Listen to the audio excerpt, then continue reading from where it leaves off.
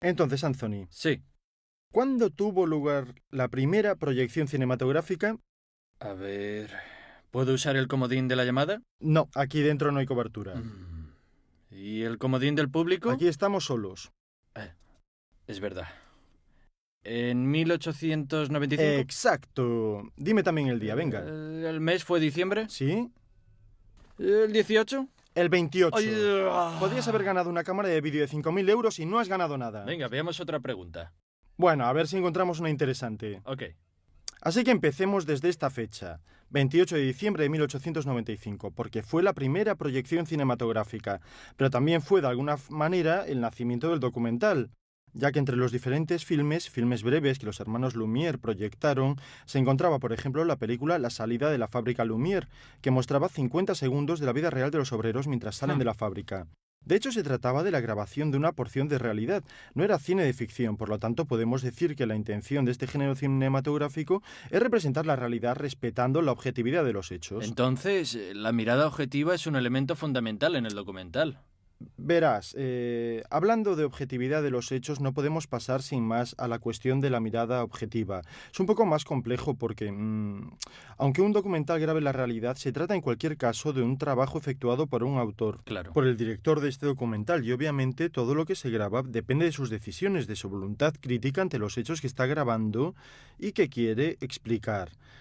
Por eso, se trata, en cualquier caso, de una mirada que se nutre de su subjetividad, por lo que el discurso es un poco más complejo, más estructurado, aunque seguramente se puede efectuar una, digamos, contraposición entre este tipo de cine y el cine de ficción. ¿Y cuándo se utilizó por primera vez el nombre documental? Pasaron muchos años después desde esta proyección hasta que se utilizó esta denominación. La utilizó por primera vez John Grierson, que definió como documental la película Moana de Robert Flaherty del año 1926, tomando como referencia probablemente la palabra francesa documentaire, que se utilizaba sobre todo para las películas sobre viajes. Pero se trata de una, digamos, fecha de nacimiento convencional. Digamos que es la primera vez que se utilizó esta palabra, eso sin lugar a dudas. Pero tú has nombrado a Flaherty. Sí. Nunca había escuchado ese nombre. Flaherty fue uno de los precursores de este tipo de cine. Entre sus películas más importantes, recordemos el film de 1920, Nanook el esquimal, en el que Flaherty narraba, obviamente, era una narración mediante imágenes, en su documental la vida de Nanook, un cazador esquimal, y su lucha por su supervivencia y la de su familia en el ambiente en el que vivía. Lo que me hace preguntarme es cómo consiguió hacer entender a los esquimales el sentido del trabajo que estaba haciendo con el documental. Ah, tienes razón. Que no tenían seguramente ni idea de cine. Claro, de hecho Flaherty fue muy valiente y paciente. Vivió durante 15 meses junto a esta familia, por lo que consiguió construir una gran confianza, en primer lugar, desde el punto de vista humano, y después con el uso de sus equipos. Para poder rodar enseñó a sus huéspedes esquimales cómo utilizar los instrumentos, es decir, cómo es el rodaje de una película, la realización de un film. De esta manera los hizo realmente partícipes de lo que estaba haciendo. Hay que decir que Flaherty a lo largo de toda su carrera siempre se encargó de explicar la vida de minorías étnicas, intentando explicar sus usos y costumbres. Se convirtió realmente en un maestro del llamado cine de la realidad. ¿Existían entonces otros tipos de cine? De hecho, en los años 20 ya se había desarrollado el cine de ficción, un tipo de cine que se propone precisamente una historia para contar delante de la cámara. Sin embargo, también en el campo del género documental se podían ya distinguir diferentes tendencias, distintas selecciones relacionadas con la voluntad de los autores. Por ejemplo, el soviético Zika Vertov fue, podemos decir, el precursor, el creador de un llamado cine ojo. Con su obra, el montaje se convirtió en algo que ya no se utilizaba para dar continuidad a la acción. Era más bien una combinación de imágenes, una asociación de imágenes a menudo muy diferentes entre ellas. Por ejemplo, su película de 1929, El hombre de la cámara, explicaba la vida durante todo un día siguiendo los movimientos y las acciones de diferentes personajes de la ciudad. El propio camarógrafo, que explicaba la realidad a través del ojo de su cámara, era a su vez grabado, entrando a formar parte de la realidad que relataba. Mm. Pero así, ¿no parece un poco irreal, Bueno, falso, digamos de que esta es un manera? tema sobre el que hay que reflexionar, porque si lo piensas, a Flaherty le gustaba reproducir en sus películas determinadas acciones de la vida cotidiana de las personas, que eran objeto de su documental, mientras que Vertov era, en cambio, defensor de la teoría según la cual era mejor grabar a las personas sin que lo supieran, para no corromper la naturalidad y espontaneidad de sus acciones. Entiendo. Seguramente podemos decir que los dos estilos tienen su propia validez. Las teorías de estos dos grandes maestros del cine documental encontraron oportunidades para darse a conocer gracias a la obra del fundador del movimiento documental en los años 30, el británico John Grierson. Hmm. Este, en realidad, solo rodó una película, Drifter, en 1929, Balandro, un documental sobre la vida de los pescadores de arenques en los mares del norte. Pero la gran popularidad de Grierson se debe sobre todo a su actividad de productor y distribuidor. De hecho, creó un laboratorio que realizó más de 400 películas, Vaya. que tuvieron gran difusión, no solo en las salas cinematográficas, sino en lugares como fábricas o escuelas, creando de esta manera el verdadero documental social. Se debe tener en cuenta que precisamente durante esos años se estaba consolidando el cine sonoro. Yo soy consciente de que no sé casi nada sobre esa época, pero es Sí, estoy de fascinante. acuerdo. Es seguramente una época muy apasionante. Y a propósito de grandes autores de esta época, me gustaría mencionar al holandés Joris Ivens, que por su parte impulsó el documental desde el punto de vista político. Por ejemplo, su documental Tierra Española, de 1937, dedicado a la lucha de los revolucionarios contra el levantamiento del general Franco, es seguramente un documento importante en este género, y no fue el único. Entre otras cosas, tuvo el mérito de dar a conocer y realizar documentales dedicados al desarrollo de la civilización industrial, de qué manera la reafirmación de este nuevo estilo de vida estaba realmente cambiando radicalmente la forma de la vida de las personas. Me has inspirado. Me gustaría empezar a ver algún documental, alguno de esos que has mencionado. Bien, bien, entonces presta atención porque no son cosas fáciles de encontrar. Ah, Te ¿no? recomiendo que vayas a las mediatecas o a las filmotecas que tengas más cerca, o si no, que intentes descargar alguna película de internet, también puede ser un buen recurso. Blockbuster no, ¿verdad? Ojalá. Veamos, Humberto, ¿cuántos tipos de documentales existen? Bueno, verás, hay muchos géneros. La clasificación no es sencilla porque a menudo los límites están un poco difuminados, pero seguramente una distinción importante se puede llevar a cabo pensando en el tipo de destino que tiene la realización de un documental. Hay diferencias entre un documental que se quiere exhibir en las salas cinematográficas y uno dirigido a una transmisión televisiva. Hmm. En el primer caso podemos ver cómo también los grandes maestros del cine se han dedicado con excelentes resultados al documental. Es el caso, por ejemplo, de Wim Wenders. Basta con pensar en sus películas Tokyo Ga o la celebérrima Buena Vista Social Club, que es un auténtico viaje al interior de la música popular cubana. Otro autor que me gustaría recordar, también alemán, es Werner Herzog, que siempre ha creado una contaminación entre realidad y ficción en sus películas. Ha realizado películas como Lecciones en la Oscuridad o Fata Morgana, rodado entre el Sáhara, Kenia y Tanzania, que explica la destrucción de una civilización rodeada por la naturaleza salvaje. Ujú. Hablemos ahora de autores italianos. Sí, ¿Qué me cuentas? seguramente en el panorama italiano ha habido una gran difusión del documental gracias a la gran cantidad de obras del Instituto Luce, pero se trata de una producción que tuvo un gran desarrollo durante el fascismo y por lo tanto se debe tener en cuenta una tendencia descarada hacia el uso propagandístico de estas películas. Tras la Segunda Guerra Mundial empezaron su actividad muchos de los grandes directores, de Rossellini a Visconti, de Risi a Comencini, hasta llegar a Antonioni y a Zavattini. Es necesario recordar, en el ámbito de la producción documental, los importantes documentales realizados por Luciano Hemmer sobre los grandes pintores, o los de Folco Quilici dedicados a los viajes por países exóticos y lejanos, Además, en los años 60 y 70 hubo una importante serie de trabajos sobre el redescubrimiento de las tradiciones culturales por parte de Vittorio de Seta.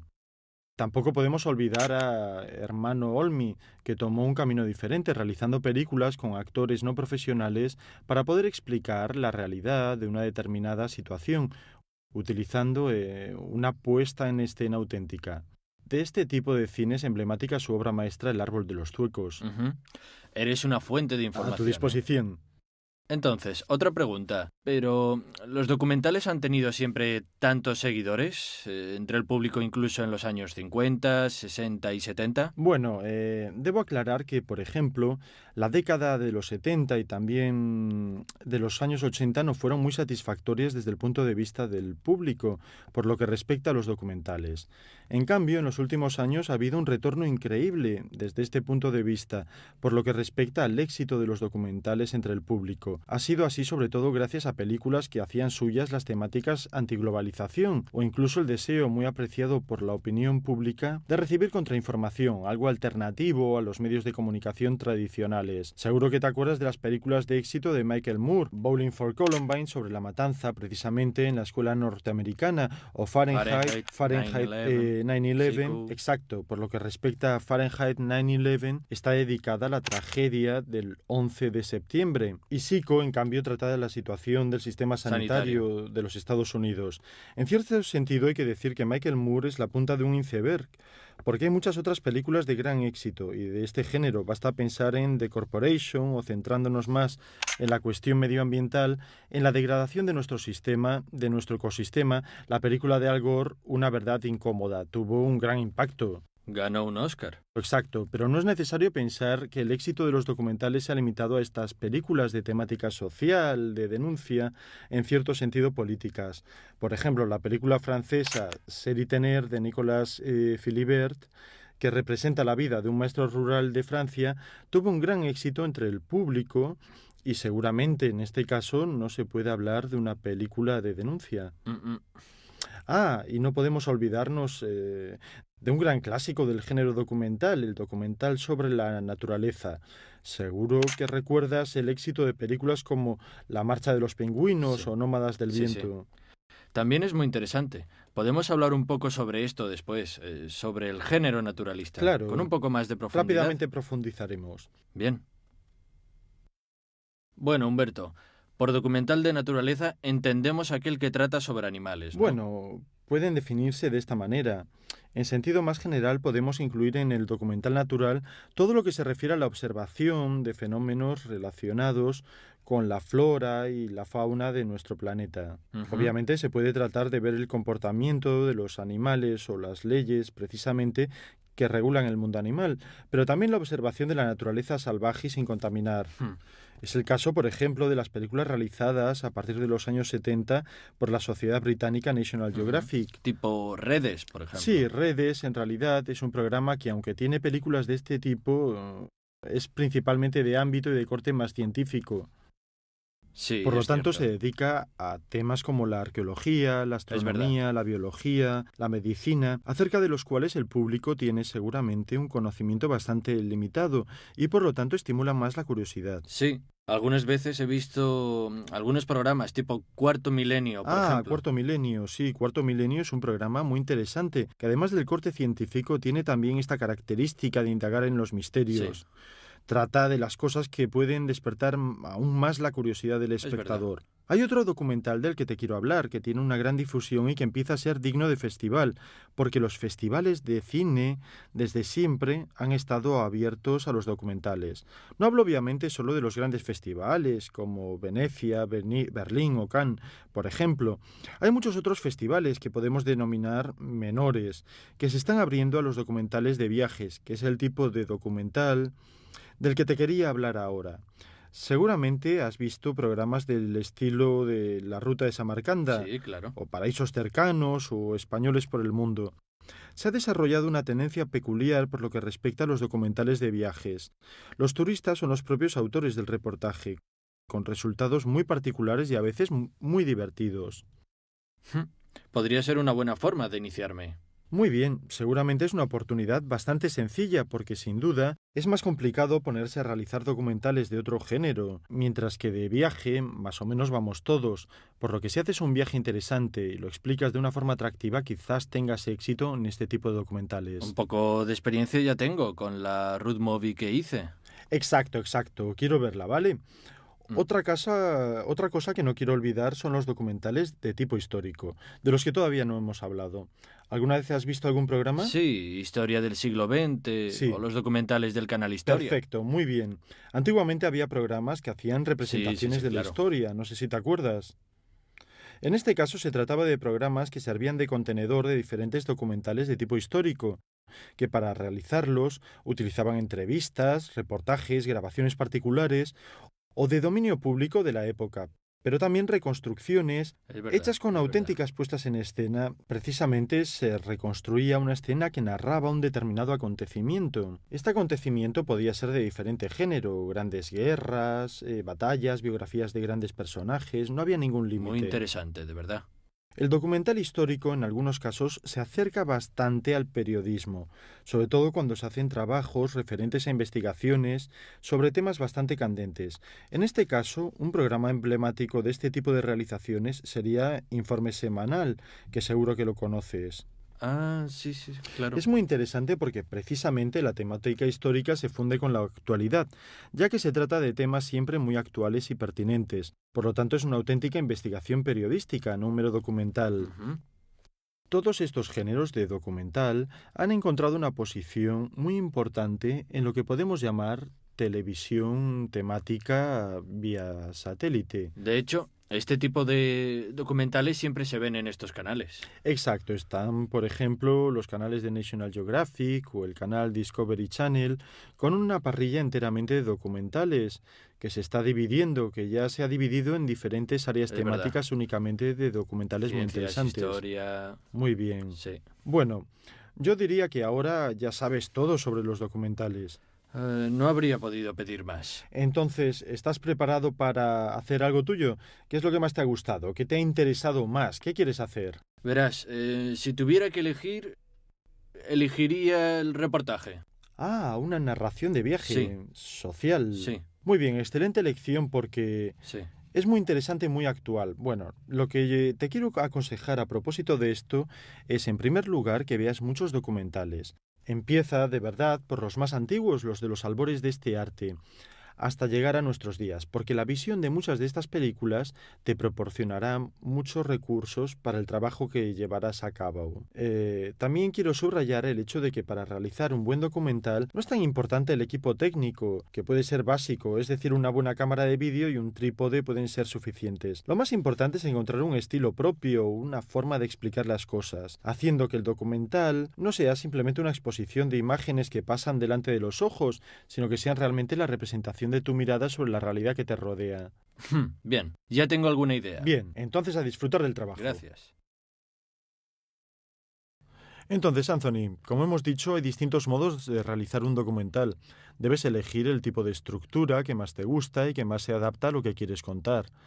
Por ejemplo, una solución podría ser la de utilizar todo el tiempo una voz en off. Las imágenes se van comentando de tal manera que no sea necesario mostrar a quien habla en el vídeo, sino solo oír la voz que describe las distintas cosas que se ven. Este estilo se utiliza, por ejemplo, particularmente para los documentales sobre naturaleza, tipo los de National Geographic. Ah, Como alternativa, puedes elegir que el tema del documental lo vayan relatando las personas, los distintos personajes que irás entrevistando.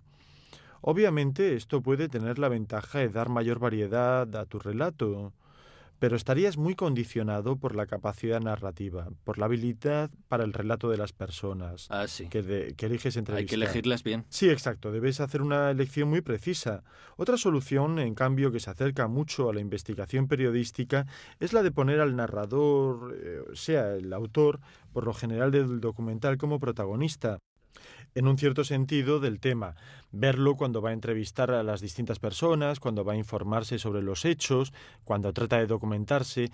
El ejemplo típico son los films de Michael Moore, en los que vemos al director también como personaje principal que nos conduce a través de la historia Ujú. y por lo tanto son su voz y su imagen las que funcionan como hilo conductor. La última versión, de las más difundidas, porque no hay límite a la creatividad, obviamente, es justo la de la película que has visto, El árbol de Sí. los tuecos. Usar actores, que pueden ser profesionales o no, que cuentan la historia, es una solución óptima. Mm.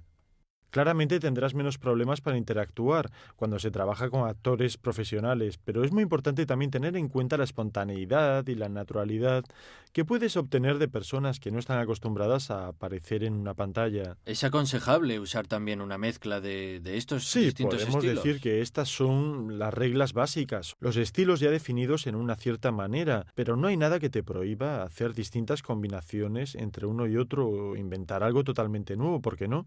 Entonces, una vez que tengo mi estructura narrativa, Sí. ¿cómo me aconsejas que proceda? Bueno, mira, en primer lugar, debes tener en cuenta algunas convenciones necesarias para hacer sentir cómodo al espectador, para que no haya confusión y comprenda exactamente de qué estás hablando. Un problema clásico es el de definir el lugar en el que se desarrolla la acción del relato. Es muy importante dar a entender lo más rápido posible a los espectadores de tu película dónde se encuentran y dónde se desarrollan las acciones que están mirando. Para ello hay distintas soluciones. Por ejemplo, si tú quieres ambientar tu documental en una ciudad importante, colocar algunas imágenes significativas de la ciudad, por ejemplo, de la catedral, podría dar a entender exactamente dónde nos ¿O encontramos. podría ser también un texto con el nombre de la Y esta ciudad? es también otra solución, usar una sobreimpresión que obviamente agregarás en la postproducción para indicar el lugar y también el tiempo, por ejemplo, 12 de agosto de 1980, no sé, una fecha cualquiera. Ujú. Pero a veces, para ciertas ambientaciones de tipo histórico, por ejemplo, puede ser suficiente utilizar las imágenes. Y quizá en el caso de, no sé, algo ambientado en la época de los antiguos romanos, tal vez en la época de la construcción del Coliseo, puedes darlo a entender simplemente encuadrando los personajes vestidos con ropa de aquella época, o el Coliseo recién terminado. Se pueden hacer muchos juegos en este sentido para tratar de dar una ambientación. También la voz en off es una buena solución. También. Una voz que declare dónde nos encontramos y qué está sucediendo en ese Ujú. momento. Pero además de este tipo de ambientación, digamos, geográfica y temporal, tu relación con el espacio y con el tiempo debe ser manejada con particular cuidado. Estoy hablando del espacio y del tiempo fílmico. No sé si has entendido. No. De hecho, ¿me lo puedes explicar un Bueno, poco muy mejor? simplemente, por ejemplo, la historia que estás contando no tendrá por lo general una duración igual a la de tu película. No. Si yo registro una escena en tiempo real que dura 20 minutos, esos 20 minutos reproducen 20 minutos de realidad en Ah, secuencia. entendido, Pero sí. imagínate tener que contar, por ejemplo, hemos dicho, la construcción del Coliseo. Seguramente durará muchos, muchos años, y tú lo deberás contar quizá en un documental de media hora, una hora. Debes utilizar un método, utilizar precisamente estas convenciones que te he señalado antes, que hagan entender al espectador que el tiempo está Ujú. pasando. Y también aquí tienes distintas soluciones. Las más simples son la sobreimpresión que habías dicho tú, un subtítulo, quizá una voz que nos diga 6 meses después, un año Sí. después, una semana después. Y si no, ¿qué otra cosa puedes hacer? Usar técnicas que apelen a las imágenes. Por ejemplo, para una acción larga en la que pasan distintas estaciones, puedes utilizar un fotograma de la misma zona, del mismo punto, una vez con una flor, otra vez cubierto de nieve, de manera que dé a entender que estamos en primavera, luego en verano, en otoño, en invierno. Ujú. O si no, otra técnica que tiene que ver con la construcción de grandes edificios o en todo caso con las construcciones en sentido general que duran varios días, es hacer pasar las imágenes a gran velocidad. Ah, sí. Lo habrás Sí, visto sí. seguramente porque Sí, sucede. sí. Vale, en este caso se elige un punto fijo de toma, se coloca la máquina sobre el trípode y se efectúa la grabación a intervalos regulares para poder luego en la fase de montaje obtener el efecto que hemos descrito. Otra técnica extremadamente simple pero que puede servir es la de hacer una disolución en negro y luego volver, por ejemplo, con nuestro edificio ya construido. Ah, entendido. Una alternativa, en cambio, puede ser la técnica de jump cut. ¿Qué es? Bueno, esencialmente se trata de una técnica particular que aprovecha el pasaje más bien neto, más bien brusco de un fotograma a otro, y que se realiza de este modo. Supongamos que tú tengas la necesidad de representar el paso del tiempo en una habitación. la cual, de estar vacía, debe pasar a estar amueblada. Eliges un encuadre fijo, un punto de toma tuyo, y en dicho punto, en fase de montaje, montarás precisamente los distintos fotogramas que se suceden en distancia temporal. Puede ser el primero con la habitación vacía, el segundo con un sofá a la izquierda, el tercero con un sofá y también la biblioteca. En el cuarto también aparece un escritorio, en el quinto un cuadro y en el sexto ya habrá personas en su interior que están dando un vistazo a cómo ha sido realizada esta sala. Contrariamente, hay también una solución mucho más suave, que es la de utilizar tal vez también encuadres de este tipo, pero con una disolución cruzada. Entonces, cuando una imagen se esfuma, ves otra que aparece, que la reemplaza, y el efecto es seguramente mucho más delicado, digamos, respecto del efecto más bien brusco, más bien directo del jump cut. Entonces hay muchas posibilidades. Sí, ten en cuenta que estos pueden ser dos extremos dentro de los cuales las posibilidades creativas son verdaderamente infinitas. Es más, te invito como ejercicio, como pequeña tarea para el hogar, a que encuentres un recurso visual tuyo para dar a entender a través de las imágenes el paso del tiempo en una situación cualquiera. Te aseguro que será muy divertido probar. Bien, bien. Y probad también vosotros. ¿Pero vosotros quiénes? Shh, que te oyen. Ah, pero luego me explicas, ¿eh? Bien, he entendido que por lo que respecta al tiempo hay algunas convenciones que me pueden ayudar. Por lo que respecta al espacio, en cambio, ¿cómo hago para representar bien un lugar? Mira, la base es el encuadre. Hmm, Tú ya sabes que hay distintos tipos de encuadre, pero antes de ver cómo pueden combinarse, quisiera repasarlos un instante contigo. Sí, vale. ¿Recordarás la distinción entre campos y planos? Sí, Vale, veamos. sí. Dentro de estas categorías se pueden identificar algunos encuadres o planos, digamos, principales que pueden servir como punto de partida. Estos encuadres son el campo largo, el campo medio y el primer plano. Sí. Los repasamos un instante para ver bien de qué se trata. El campo largo es un encuadre que enfatiza sobre todo el ambiente. Digamos que da una ubicación geográfica bastante precisa y pone en segundo plano a las personas, dado que son más pequeñas debido a la amplitud del campo que estamos grabando. Ujú. Cuando pasamos al campo medio, en cambio, esta atención está subdividida entre el ambiente y las personas. Por lo general son más de una las personas encuadradas en un campo medio y se comienza a hacer pasar la atención Ujú. del espectador hacia los sujetos encuadrados. Cuando vamos en cambio al primer plano, en tal caso, la persona está tomada desde los hombros hacia arriba y por lo tanto hay un mayor énfasis en sus expresiones y en sus emociones. Ujú. Ahora, partiendo de esta base, puedes integrar tus tomas utilizando también otro tipo de encuadres. En primer lugar, el campo panorámico general, que da una precisa ubicación geográfica del lugar en el que nos encontramos. En este las personas están seguramente en un segundo plano, no son puntitos, pero poco más casi. Viceversa, puede ser muy útil usar un primerísimo primer plano para dar un énfasis aún más acentuado a las expresiones y a los sentimientos de las personas, dado que se trata de un enfoque focalizado sobre todo en la mirada y en la boca. El detalle puede ser además muy útil porque, por ejemplo, puede destacar y conducir la atención de quien mira hacia un detalle preciso, no sé, el descubrimiento de un tesoro arqueológico en un sitio determinado o el tatuaje en el cuerpo de una persona. Como el tatuaje en el tobillo de una mujer, por ejemplo. Me gusta, estás bien encaminado, ¿Eh? pero no sigas. No. Pero ¿cómo hago para decidir cómo unir un plano con otro para representar bien una escena?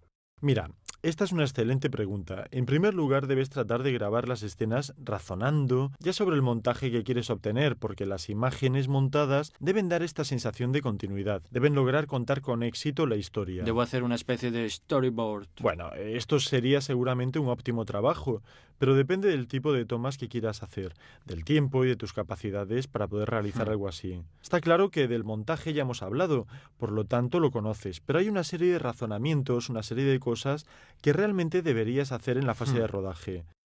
En primer lugar, puede ser muy importante tener un especial cuidado con las tomas de aquellas situaciones irrepetibles. Por ejemplo, a la final de los 100 metros en los Juegos Olímpicos o el derrumbe de un edificio, esos derrumbes programados. Claro.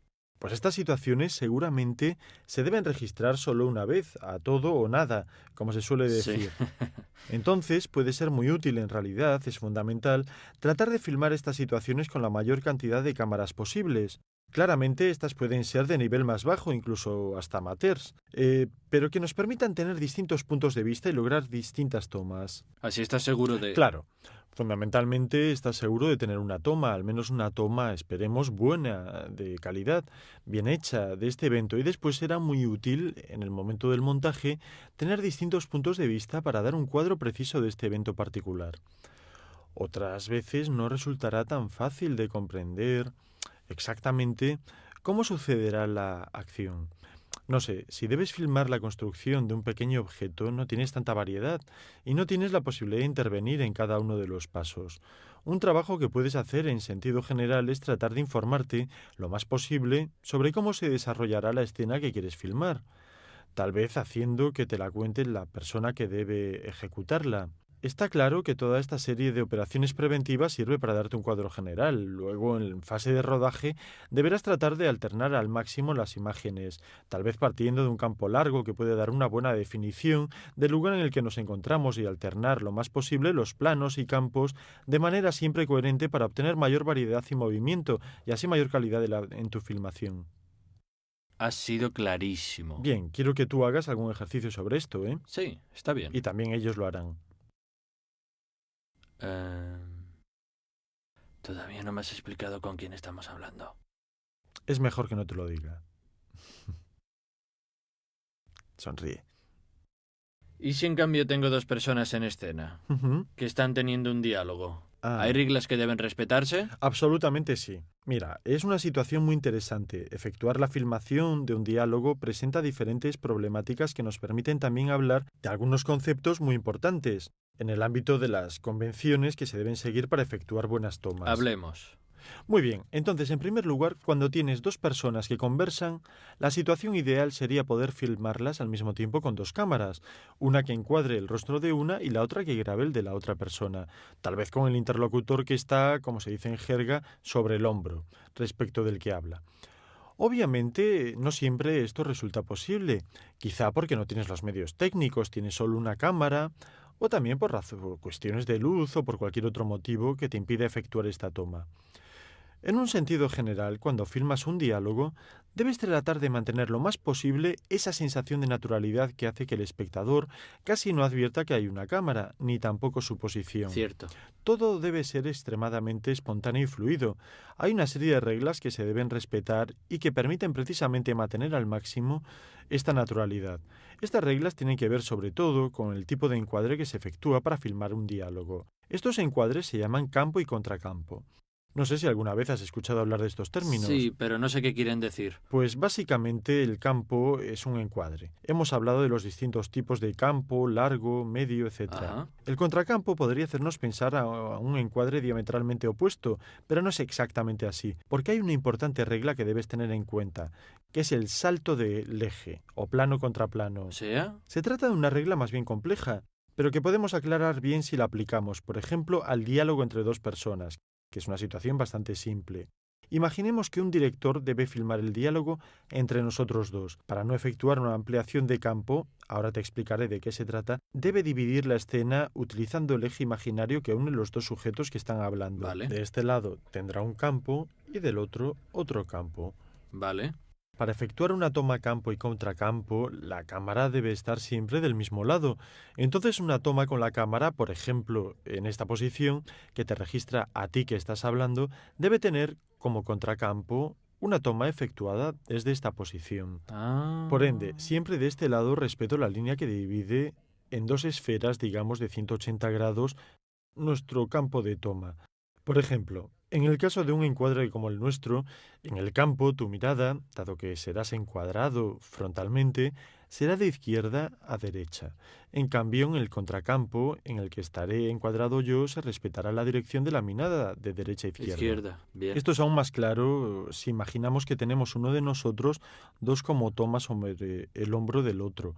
Por lo tanto, si en el encuadre tú estás de frente y se está tomando parte de mi nuca, yo estaré del lado derecho del encuadre. Al mismo tiempo, en el contracampo tu nuca estará del lado izquierdo y yo quedaré siempre del lado derecho. Si no se respeta esta regla, el espectador se podría desorientar, porque no tendría las mismas referencias que en cambio resultan muy claras cuando se respeta. Pero hay dos cosas ¿Qué te quiero decir con respecto a esta regla? Sí. En primer lugar, que lamentablemente muchos directores e incluso profesionales no la conocen, o mejor dicho, no son capaces de respetarla, sobre todo cuando se trata de escenas más complejas, porque cuando son solo dos personas las que interactúan es bastante simple no infringir esta convención. En cambio, cuando hay más personas o incluso objetos, este tipo de coherencia a menudo se pierde. Sin embargo, hay directores que, aun conociéndola perfectamente, la desobedecen voluntariamente para crear una cierta desorientación en los ojos del espectador.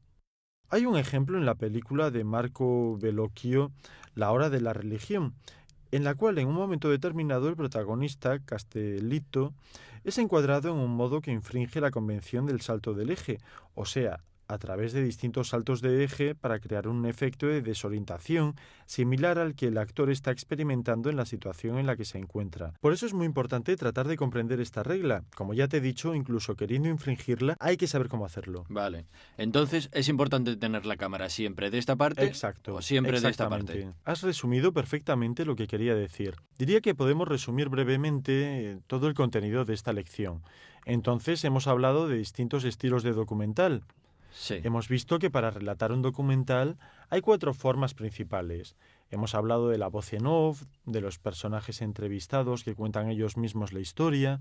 Hemos hablado del autor del documental, que es también el protagonista, en el sentido de que va interactuando con los personajes y con varias situaciones. Y luego hemos hablado del ejemplo dado en el magnífico filme El árbol de los zuecos de Olmi, en el cual los actores no profesionales están a disposición del director para contar precisamente una historia que es al mismo tiempo ficción y realidad. Sí. Luego hemos comenzado a hablar de encuadres de campo y de espacio. Hemos visto cuáles son los recursos que pueden ayudarnos a hacer entender a un espectador dónde se encuentra, dónde está ambientada la escena que está observando y cómo tratar de transmitir la sensación del paso del tiempo. Y luego hemos hablado del espacio de tiempo fílmico y en particular nos hemos detenido en los distintos tipos de encuadre, cómo encuadrar, por ejemplo, una persona que entra en un bar, y de la importante regla entre las distintas que deben ser respetadas para dar coherencia a nuestras imágenes del salto del eje. Perfecto. Pues ahora yo te invito a que mires muchas películas, todas las que puedas y que lo hagas con un ojo distinto al de un espectador normal. Trata de comprender, por ejemplo, dónde está posicionada la cámara, por qué el director ha elegido dicho encuadre, cuáles eran las posibles alternativas. También piensa cómo lo hubieras hecho tú para tratar de describir mejor cierto estado de ánimo. Seguramente ahora miraré las películas con otros ojos. No tengo dudas. Y no serán solo tus ojos los que habrán cambiado. En algún momento me lo explicas, ¿eh? ¿De qué hablas? ¿Quién es? Shh, te escucha. ¿Quién? Tú haz como si no supieses nada. Entonces, Anthony, como has dicho, la imagen es el elemento principal que tienes a tu disposición para expresar tu punto de vista. Ajá. Recuerda, sin embargo, que el documental es muy distinto, por ejemplo, del reportaje. Si bien las imágenes de un reportaje están, en cierta medida, tomadas por la calle a lo largo de tu viaje, para un documental tienes que prepararte muy bien, porque cada imagen tiene que tener algo que vaya más allá de la apariencia, llegando así a la verdad de lo que quieres contar. Eso lo sé. Además, si pienso en todos los ejercicios que hemos hecho, ¿Mm? en todas las cosas de las que Sí. hemos hablado, me estoy dando cuenta de que hacer un documental no es moco de pavo. Tienes razón, porque mira, en el documental, más que en otros géneros audiovisuales, tienes que esforzarte para entender y profundizar en la realidad que te rodea, en la historia que quieres contar, para podérsela transmitir más adelante al espectador, a través sobre todo de las imágenes, como hemos dicho. Tú debes ser el primero que capte esa esencia, porque las imágenes consiguen transmitir emociones, entusiasmo, participación, son de verdad un instrumento muy potente. Y entonces, ¿cuáles son las bases para hacer un buen documental? Bueno, como tú has dicho, hacer un documental necesita cierta profundización, por lo tanto, es fundamental intentar conocer al máximo la materia de la que quieres ocuparte. Por eso será necesario reflexionar sobre todo aquello que pueda aportar un instrumento útil para poder contar tu historia. Así que, por supuesto, las imágenes, como ya hemos dicho, pero también los ruidos de los lugares en los que te encuentras, por los que darás vueltas, los sonidos, las historias que te cuenten las personas, las expresiones de la gente, el encuadre, los colores, la luz, en fin, son muchísimos los elementos. Por cierto, hablando del encuadre, ya lo hemos afrontado anteriormente, pero ¿podrías hacer un pequeño repaso? Claro, el encuadre, como ya hemos dicho, es fundamental y diría que la primera distinción que podemos hacer es la elección entre una toma de tipo clásico televisiva llamada 4/3 y la panorámica 16/9. Ujú. Entonces estamos con la elección del formato y recuerda que muchas videocámaras tienen la posibilidad de grabar en un formato 4/3, pero también 16/9 original. Ajá. Y esta es una decisión fundamental para el estilo que quieras darle a tu historia. Entonces, si quiero hacer un documental sobre los Alpes, Ujú. tengo que usar el formato panorámico. Sí, te puedo decir también que de todas formas la diferencia siempre depende del efecto que quieras obtener con tus imágenes. En este caso es seguramente más adecuado el panorámico. Digamos que muchas televisiones ahora son capaces de retransmitir un formato 16/9, así que el efecto cinematográfico que aporta este formato puede ser por norma preferible. No se limita solamente a lo que deberá proyectarse después en una sala de cine. Ajá. Entonces es mejor el 16/9. Bueno, sí, yo diría que seguramente es la opción más aconsejable. Claro que tienes que tener presentes los distintos parámetros para la composición de la imagen, que son precisamente el campo, el punto de cámara, la altura de la cámara, los tipos de óptica, la posición del sujeto, el color y la luz. Mm. Empecemos, por ejemplo, por la posición del sujeto. Cuanto más grande sea el sujeto que estés enfocando, mayor es la importancia que le estás otorgando en tu encuadre. Y también la posición respecto al encuadre mismo. Un sujeto central seguramente estará enfatizado y la atención irá a caer precisamente sobre él. Ajá. Por lo que se refiere al punto de cámara, digamos que puedes elegir como base un punto de cámara en el que la cámara esté a la misma altura que los ojos del que está haciendo las tomas. En este caso tendrás un encuadre que podríamos definir como neutral, Mm. que puede modificarse subiendo o bajando dicho punto de cámara. Si subes el punto de cámara por encima del sujeto, le restarás importancia de alguna manera. Y tomará también menor importancia el ambiente circundante porque la toma lo Sí, esconderá. luego. Exacto, en la toma Vale. anterior resultaba mucho más evidente. Ujú. Al revés, bajando el punto de cámara, Das más importancia. exacto, el sujeto aparecerá más grande y también mucho más enfatizado el ambiente circundante. Si estás en un espacio abierto, verás grandes secciones de cielo y esta también es una elección estilística muy importante. Está bien, entiendo. Otra cosa, hablando del punto de toma, es muy importante la decisión acerca de cuál es el mejor punto en el que posicionar tu cámara, en particular si se trata de, por ejemplo, tomas de objetos o edificios muy conocidos. Cuando se trata de un objeto conocido o de un edificio conocido, descubrir un nuevo ángulo de toma que pueda aportar al que mira un nuevo punto de vista sobre algo ya conocido puede resultar seguramente muy sugerente. Está claro que este tipo de variación puede aplicarse también a un nivel más amplio. Por ejemplo, si tienes que hacer tomas de una ciudad, puedes empezar por una toma aérea que te sitúe en una posición con mucha separación y distancia respecto a un primer plano, un encuadre del sujeto. Por ejemplo, la emoción que se comunica tiene otra naturaleza respecto al encuadre tradicional. Hmm. Obviamente pueden adquirir la misma relevancia las tomas efectuadas a distancias muy cortas en relación con el sujeto que te interesa. Imagina un encuadre de muy cerca de una flor o de un insecto, que puede revelar detalles de su cuerpo que normalmente no son visibles a simple vista.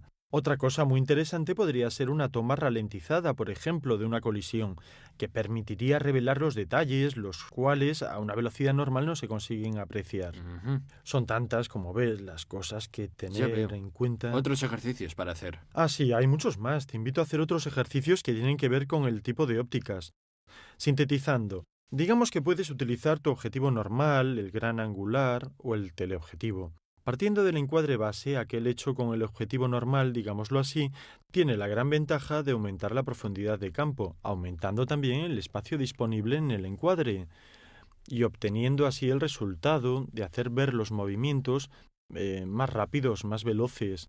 Al contrario que con el teleobjetivo, que en cambio tiene poca profundidad de campo y reduce esta sensación de movimiento de la imagen. De todas formas, puede ser muy útil en el caso de que quieras concentrar la atención en un sujeto, excluyendo quizás el espacio circundante que podría distraer de algún modo y no estar en línea con los fines de tu encuadre. Ajá. Voy a pasar a otra cosa. Sí. Entonces, entrevistas. ¿Tienes alguna sugerencia que darme? Bueno, las entrevistas en los documentales son muy importantes. Y también la elección del tipo de encuadre en relación con la entrevista es fundamental. Ajá. Obviamente puedes elegir si hacer una entrevista a un sujeto en un campo neutro o si ambientarla en un lugar particular. Quizás en el lugar en el que has ido a entrevistarlo, en un lugar que tenga un significado para el documental que estás realizando. Ujú. Además, puedes intervenir directamente sobre el sujeto. Puedes entrevistarlo sentado cómodamente o de pie, o mientras camina por un determinado lugar. Está claro que en este caso tienes que tener presente algunos parámetros ambientales. Si la entrevista se realiza en una fábrica particularmente ruidosa, seguramente hacerlo caminar en medio de la maquinaria que emite sonidos demasiado fuertes podría resultar realmente difícil, sobre todo porque en el caso de una entrevista lo que te cuenta el entrevistado es esencial, por lo que tienes que tener un buen audio. Claro. Una solución podría ser precisamente en el caso de la fábrica entrevistar al sujeto en cuestión en una esquina del edificio más retirada, en una zona menos ruidosa y después, en el proceso de montaje, incluir las imágenes del En la sujeto. fábrica. Bien, exacto, o sino que el sujeto camine por la fábrica, quizás, interactuando con otras personas, pero manteniendo siempre el audio de tu entrevista, obteniendo de este modo un resultado seguramente más agradable.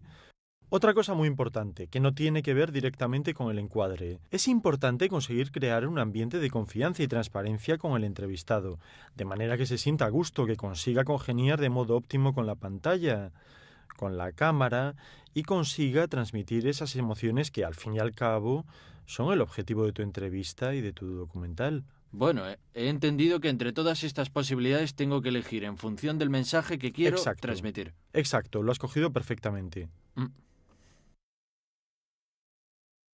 Mira, me estoy dando cuenta de otra cosa. ¿Mm? De la importancia que tiene la luz. Ah, a mí me lo vas a decir. ¿Quieres que te haga entender la verdadera importancia de la luz? Claro. Wow, wow, wow, wow, wow. Tranquilo. Ah. Ahora prueba tú. ¿Ves que tienes que practicar? Tienes que trabajar.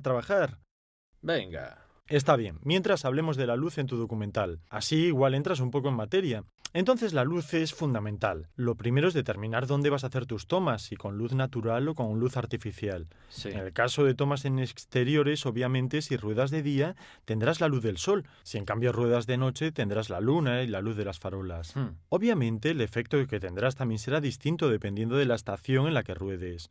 Porque los colores de un día de sol en verano respecto a los de un día invernal de frío son distintos, por lo cual influirán de forma distinta en la realización de tu documental. Ujú. Y también las dominantes de color son distintas. Por ejemplo, los colores cálidos del verano comparados con los más fríos del invierno, o el verde de la primavera, los tonos rojizos del otoño, son aspectos que es necesario tener en cuenta. Además también el clima, si es un día soleado o si el cielo está nublado, todo esto influirá en la luz y por consiguiente también en tus tomas. Jolines. Me doy cada vez más cuenta de lo largo que resulta hacer un documental. Sí, es realmente un trabajo muy complejo. El mismo discurso sobre la comprobación de la luz, para intentar entender el efecto que tiene, vale también para lo que se refiere a las tomas en interiores. Pongamos el ejemplo de nuestra entrevista. Supongo que tuvieras que elegir dónde posicionar la luz en relación con el sujeto al que estás entrevistando. Tendrás un efecto distinto si lo pones de frente, en un lateral, o si usas un contraluz con la fuente luminosa detrás del sujeto. Ajá. En el caso de la luz frontal, obviamente, el sujeto estará bien iluminado, pero tu imagen será algo plana, algo uniforme.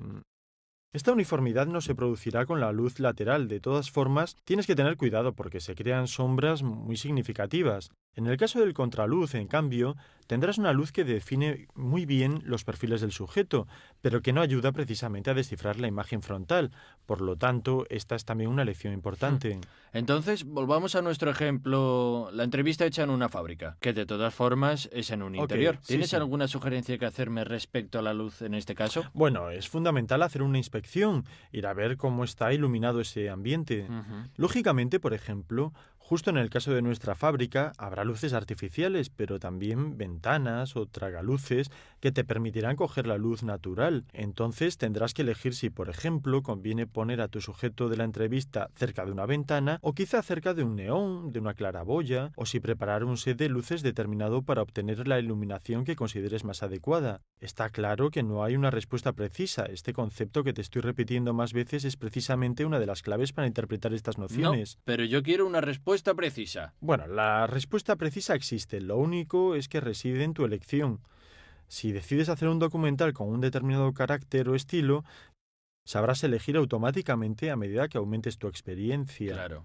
Y darás rienda suelta a tu creatividad, sabiendo cuáles son las soluciones más adecuadas para transmitir las emociones que según tú son más importantes, que no es moco de pavo.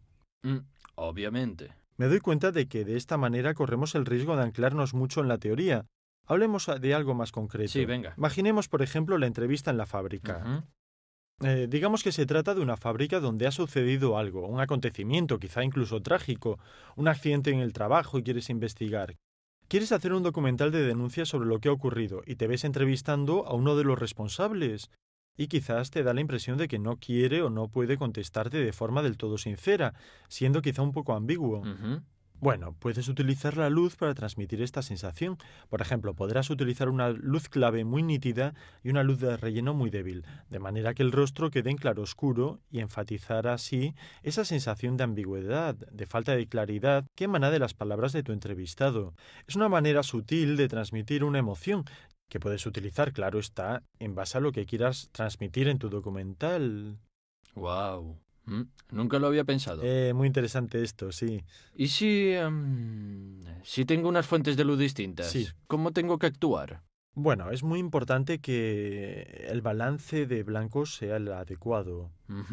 Está claro que con las diferentes fuentes de luz, el resultado, dependiendo de lo que vayas a elegir para ajustar el blanco, como se dice en la jerga, dará un resultado distinto a todos los encuadres, a todas las tomas. La luz será distinta. Entonces, podrás elegir si utilizar la posición de ajuste preestablecido preset dentro del balance de blancos, o si hacerlo manualmente, escogiendo así, dar un carácter al color que quieres que sea el dominante dentro del encuadre. No necesito ni preguntarte qué es lo que tú harías. Bueno, yo elegiría seguramente un ajuste manual, pero la razón es muy similar también a la que te he dado hace poco en relación con la entrevista.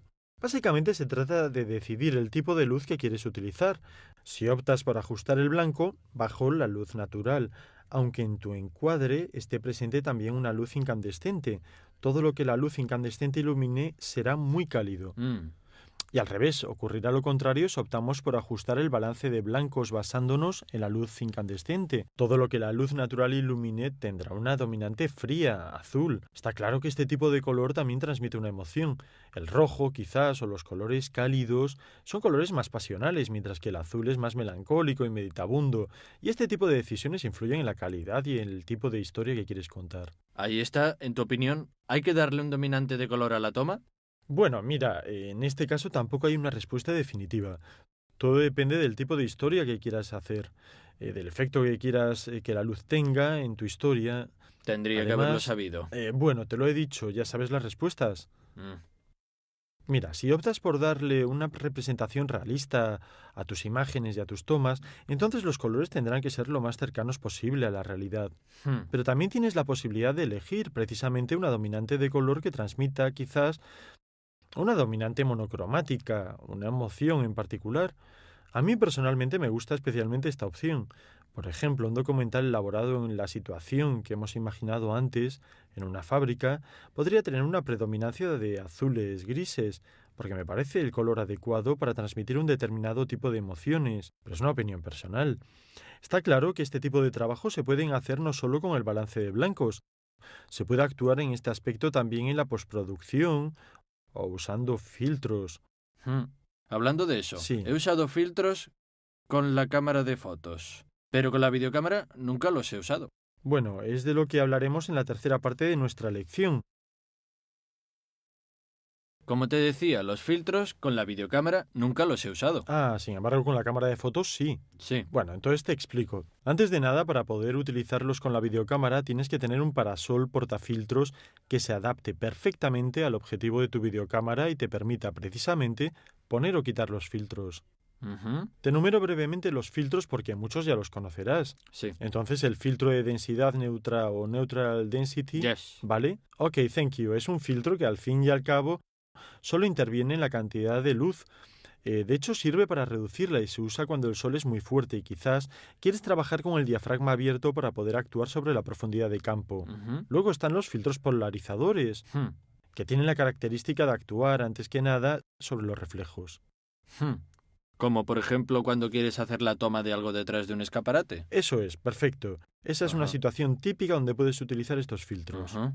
Pero hay que tener presente que tienen mayor efecto dependiendo del ángulo de incidencia de la luz. O sea que si la luz cae con 90 grados, seguramente el efecto será mejor. Ah, Es más, cuando está nublado son realmente poco eficaces. ah.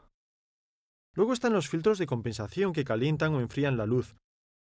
De forma breve están también los filtros 81 que aportan una coloración más rojiza, amarillo anaranjada a todas las imágenes. Luego está la serie 82, que por el contrario actúa enfriando, acercando las tonalidades al azul. Claro, También esta es claramente una elección de estilo. claro. Y luego tenemos los filtros CC, ¿Qué son? compensación de color. Los hay en correspondencia a 2 o 3 colores primarios. Está la serie magenta, cian, amarillo, rojo, verde y azul. Ajá. Por ponerte un ejemplo práctico, los magentas se utilizan cuando hay luces de neón. Están indicados precisamente para situaciones de este tipo.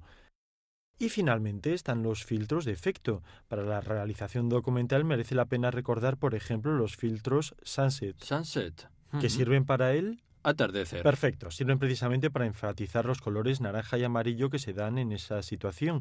También existen los filtros gradual. Gradual. Perfecto, los filtros graduales. ¿Qué será para qué? ¿Quién sabe? En serio.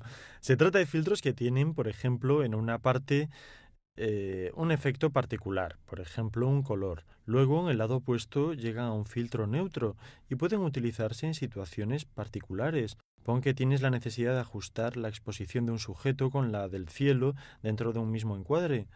Todas son características que tendrás que estudiar a medida que vayas decidiendo utilizar uno de estos filtros. De todas formas, que quede claro que puedes intervenir, sobre todo, en lo que se refiere al color y la luz, también en la fase de postproducción, con los programas de Color Correction que te permiten precisamente modificar aquellas tomas que consideres que no tengan el efecto que querías en un principio. Especialmente en el sector de la alta definición, tu actuación con el Color Correction puede ser mucho más amplia y radical. Puedes intervenir de una manera más decidida y por lo tanto más eficaz.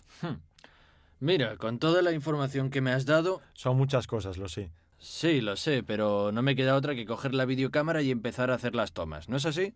¿Tienes alguna otra pregunta? Aunque ya sepa la respuesta, te la voy a hacer de todas sí, formas. Estás aprendiendo, venga. El trípode. ¿Tengo que llevarlo? Me dirás que depende de lo que quiera hacer. Mira, si sabes eso, ya has entendido todo. Está bien. Bueno, quizás para analizarlo de forma breve, la cuestión del trípode está claro que depende del objetivo que te has puesto al comenzar tus tomas. Está claro sé. que el trípode se adapta a situaciones en las que no necesitas cambiar rápidamente el encuadre, porque es un poco más aparatoso comparado con el método cámara en mano. Lo sé. También está claro que, por ejemplo, en situaciones... Has hablado antes sobre un documental acerca de los Alpes. Exacto. Subirse por las rocas con el trípode podría ser muy incómodo. Y además hay que remarcar que ir con la cámara en mano quizás pueda ayudarte en determinadas situaciones, pero para algunas tomas el trípode es fundamental. Hay muchos otros soportes que puedes utilizar, por ejemplo la grúa o el carro o el Steadicam. De todas formas son soluciones un poco caras, que necesitan de operadores especializados, así que más costosas y por ello no accesibles a todas las situaciones. Todo claro.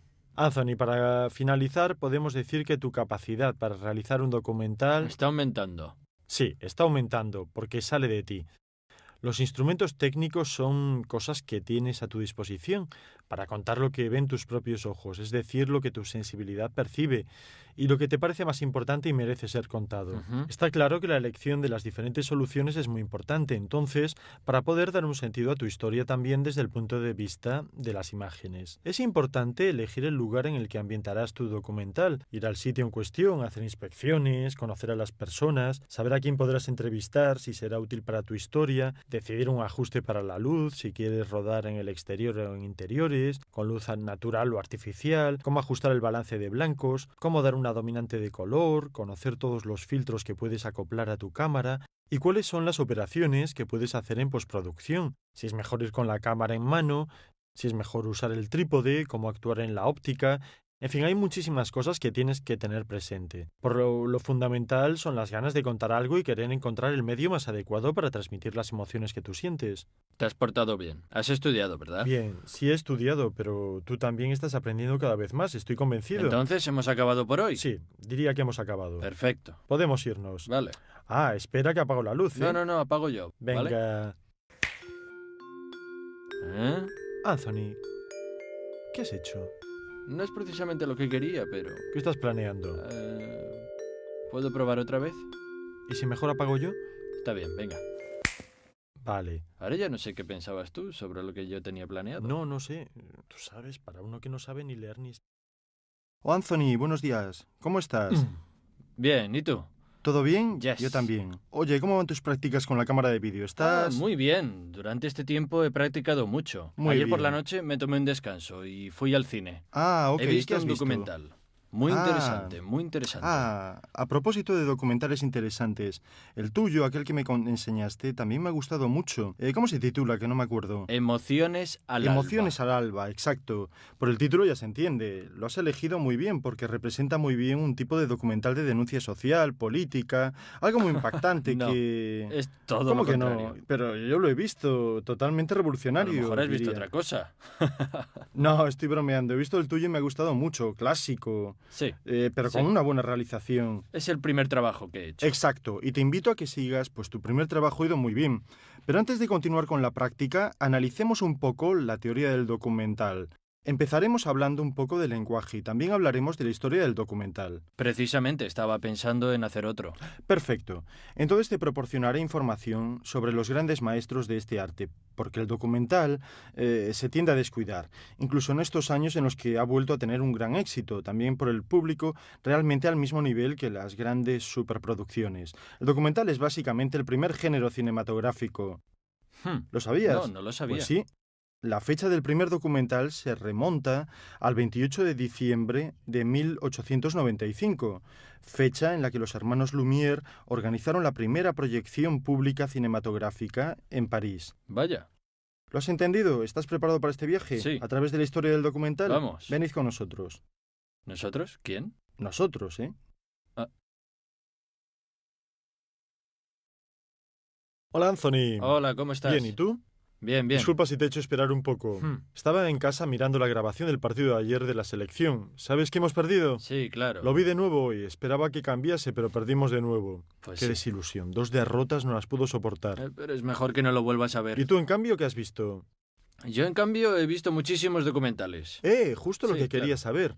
¿Has ido a la filmoteca? Sí, he ido allí a ver algunas películas y algo encontré en internet. Ah, sí. ¿Cómo? Sí. ¿Algo que valga la He pena? visto El árbol de los zuecos. Excelente. El film de Hermano Al Olmi. final me he conmovido. Es verdad. Es realmente conmovedor. Es una verdadera obra maestra. Además, aprovecho esta película para decirte que una de las principales modalidades de narración de un documental es la de usar actores no profesionales para contar, a través de una historia que en realidad es una ficción, las condiciones de vida de una determinada población, en este caso los campesinos, de la Baja Padana. Pero hay también otras modalidades muy importantes, porque si decides hacer un documental, antes que nada, tienes que interrogarte sobre el tipo de estructura y el tipo de narración que quieres adoptar. Porque tengo un montón de ideas en mente. Podría filmar ahora 20 documentales. Quiero darte precisamente en esta lección muchas herramientas que espero que te sean útiles. Pero ¿te das cuenta? Perdimos en el último minuto. Oh, no, yo esta noche lo veo de nuevo. mejor. Esta noche lo vamos Mira, a ya lograr. te lo he dicho. Hazme caso, no lo veas. ¿Mejor un documental? Sí, no lo veas de nuevo. Bien, Humberto. Entonces, por lo que respecta a la toma misma, ¿hay ciertas reglas que debo seguir? Pues claro que hay algunas convenciones que te aconsejo que adoptes, sobre todo al principio. Pero en general cualquier regla debe ser tratada de esta manera. Trata de aprenderla, de dominarla en el mejor de los modos. Luego, si tu creatividad te lleva conscientemente a querer superarla, pues yo te aconsejo arriesgar. Pero antes que nada, tratemos de conocer cuáles son estas convenciones. Entonces, sobre todo, se trata de hacer planos no demasiado breves, porque después será difícil utilizarlos en fase de montaje. ¿Demasiado breves? ¿Qué quiere decir? Pues que no sean de menos de 5 segundos, ya que esto puede crear un verdadero Ajá. problema. Luego, continuando con el análisis, trata de no hacer planos demasiado parecidos del mismo sujeto, Por ejemplo, dos primeros planos de un mismo sujeto difícilmente podrán ser montados juntos. El resultado será mucho mejor cuando varíes el tipo de plano, pasando de campos a planos y viceversa, y tratando de modificar también el punto de vista para tener un montaje seguramente más inteligente, más agradable y un efecto final de mayor calidad. Pues, ¿qué más te puedo decir? Puedo hablarte de la continuidad de la acción. Ujú. Por ejemplo, si en un campo largo tú filmas un sujeto que se encuentra en la parte izquierda y tienes planos sucesivos en los que te acercarás, debes tratar de mantenerlo siempre en esta posición, para no perder la coherencia de tu imagen. Además, otra cosa muy importante es razonar acerca de los movimientos de los sujetos que entran y salen de los distintos planos. Por ejemplo, si estás encuadrando a una persona que desde el centro de tu plano escapa corriendo hacia la izquierda, en el Hmm. encuadre sucesivo deberás tener cuidado de que esta persona, que quizás siga corriendo, entre en cuadro desde el lado derecho, dando precisamente esta sensación de continuidad. Si en cambio te equivocas y la haces entrar del mismo lado del que la has hecho salir, Va para atrás. exacto, el espectador tendrá la impresión de que está yendo para atrás.